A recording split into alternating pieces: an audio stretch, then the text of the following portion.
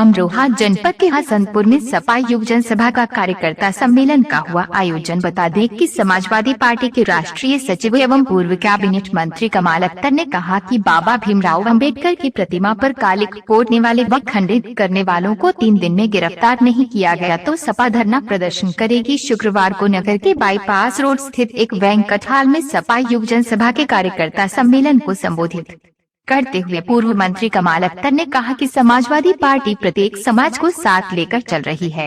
उन्होंने कहा कि देश का संविधान लिखने वाले बाबा साहब भीमराव अंबेडकर की प्रतिमा को खंडित किया गया है, उनकी प्रतिमा पर कालिख पोती गई है और ये एक साजिश के तहत किया जा रहा है।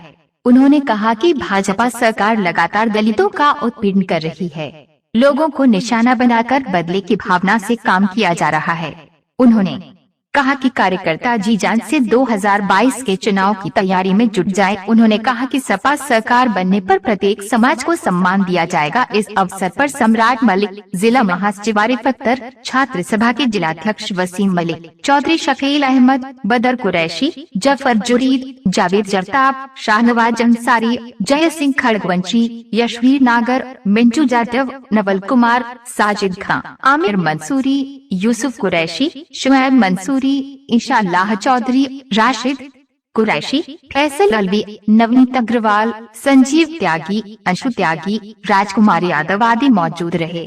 जब हमारे संवाददाता ने युवक जनसभा के प्रदेश उपाध्यक्ष सम्राट मलिक से वार्ता की तो उन्होंने बताया, पूरे प्रदेश में समाजवादी युवक जनसभा का हर बूथ पर यूथ जनगण मन अभियान के अंतर्गत ये कार्यक्रम किया जा रहा है। समाजवादी युवक जनसभा का हम लोग बूथ पर बूथ रक्षक बना रहे हैं, कहीं 2 बूथ रक्षक बना रहे हैं, कहीं 5 बूथ रक्षक बना रहे हैं और सेक्टर प्रभारी बना रहे हैं। पूरे प्रदेश में हमारा ये कार्यक्रम चल रहा है। लगातार पूरे प्रदेश के प्रभारी नियुक्त करे गए हैं। सब प्रभारी अपने अपने ज़िलों में हैं। जो एक ज़िले पे एक प्रभारी है और जोन के प्रभारी हैं। जोन के प्रभारी 1-2 दिन एक ज़िले में रुक रहे हैं और जो ज़िले का प्रभारी है वो 10 के 10 दिन अपने अपने ज़िले में रुका हुआ है और हर बूथ पर यूथ का हम लोग रक्षक बना रहे हैं।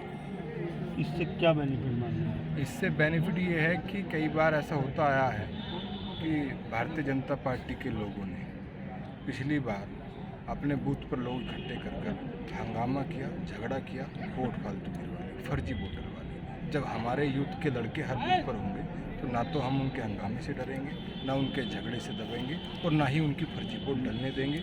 जो जायज़ वोटें होंगी, जो व्यक्ति वोट गिरना चाहता होगा वही वोट गिरेगा, वो जिस पार्टी को चाहे उस पार्टी को वोट गिरेगा। हमारे यूथ बूथ पर खड़ा होगा। क्या सुखपाल जी का समझौता होगा विधानसभा? ये राष्ट्रीय अध्यक्ष अखिलेश यादव जी के फैसले है, हमारा राष्ट्रीय। आया जब हमारे संवाददाता ने पूर्व कैबिनेट मंत्री कमाल अख्तर से वार्ता की तो उन्होंने बताया, देखिए 2022 के अंदर समाजवादी पार्टी अपने कार्यकर्ताओं को तैयार कर रही है, क्योंकि जिस तरह से भारतीय जनता पार्टी की सरकार के अंदर उन लोगों ने पिछले चुनाव के अंदर बूथ के ऊपर बहुत सारी अधिकारियों के साथ मिलकर गड़बड़ियाँ की थी। इस बार हर बूथ के ऊपर एक यूथ रक्षक के रूप में हम लोग तैनात कर रहे हैं। एक नौजवान को तैनात कर रहे हैं और वो नौजवान अपने 10 साथियों को बनाकर बूथ के ऊपर तैनात रहेगा और उनकी ये जिम्मेदारी रहेगी कि वो गांव के अंदर जाकर समाजवादी पार्टी के सर्वे में अखिलेश यादव द्वारा किए गए काम, उनकी नीति, उनके सिद्धांतों को जनता को बताने का काम करें। और भारतीय जनता पार्टी ने जिस तरह से जन विरोधी काम किए हैं उन जन विरोधी कामों को भी जनता के बीच में बताएंगे। ये आज हम लोगों का कार्यक्रम था और हमारे 2 प्रभारी यहाँ पर आए हुए हैं। उन्हें जनपद के अंदर ये जिम्मेदारी सौंपी गई है कि जनपद के अंदर जितनी भी 4 विधानसभा हैं उन 4 विधानसभाओं के ऊपर हर बूथ के ऊपर एक बूथ रक्षक तैनात करें। हमारे युवक जनसभा के सारे पदाधिकारी इसमें लगे हैं और बहुत जल्दी 8-7 दिन के अंदर हर बूथ के ऊपर यूथ रक्षक, बूथ रक्षक हम लोग बना देंगे।